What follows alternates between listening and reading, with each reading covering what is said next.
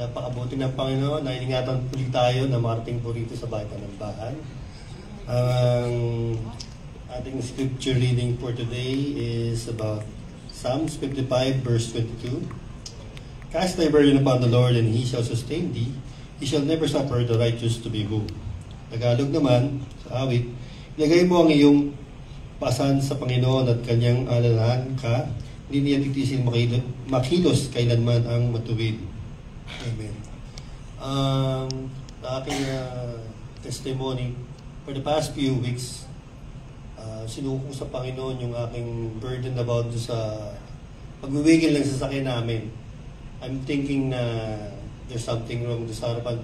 Pero nakita ko kagad yung pinakita sa akin ng Panginoon. Naplatan ako, pagka-uwi namin pag-isagdo ko kay Gwyneth. Sabi ko parang naplat, tapos nila ako agad sa Doji, malapit sa amin. Wala naman siyang butas. Tapos pinacheck ko rin yung kabilang gulong. Yung pala yung culprit, yung dalawang gulong na oblong na pala. So napakabuti pa rin ng Panginoon na nag-aalala ako bakit ganun lagi yung pagmamaneho ko, pagbiyahe namin. Para kami umalog, bagong palit naman yung dalawang gulong sa harapan. Kasi nagpa-align naman ako. Pero still, I'm worried and there's a burden in me. Pero napakabuti pa rin ng Panginoon ng pag-ingat niya na binigyan niya ako ng wisdom. Dalhin mo na to para mapaayos mo, para makita mo yung problema. So, yun pala yung pinaka-problema namin. Dalawang gulong sa likod, oblong na. So, ang kabutihan ng Panginoon, hindi na ako gumastos ng malaki para pumunta sa workshop para pa-align muli or ma-check up muli. So, nakatipid ako dahil sa sinuko ko sa Panginoon, Lord, tulungan mo kung ano ba talaga yung problema ng sasakyan namin, which is na-resolve kaagad.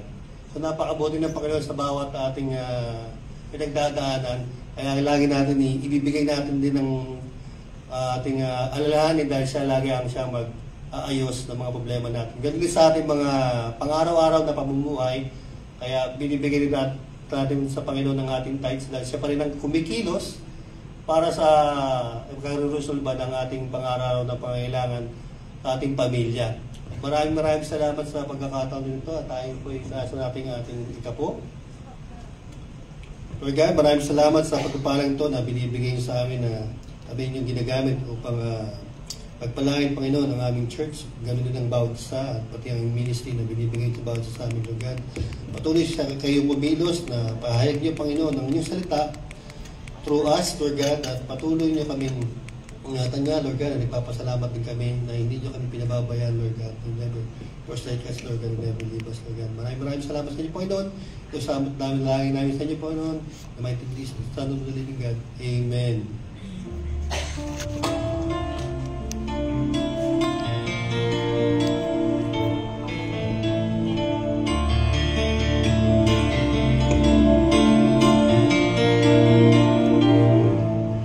Kung nag-iisa at nalulumbay dahil sa hirap mo tinataglay, kung kailan mo